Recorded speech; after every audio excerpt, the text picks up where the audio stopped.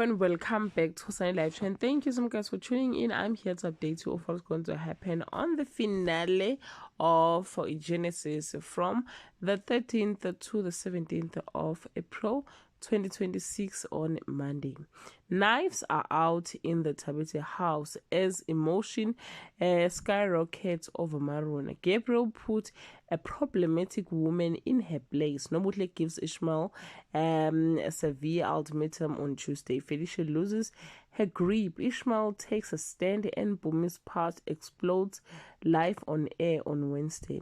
A scandal tears through the Sedibeng house while Felicia and Nobutle clash in a way that cut deep. Gabriel plays his cruelest a card yet tightening his bold on Mpumi on this day. Bongo finally step up and claim his love. Gabriel pushes Mpumi to death too far.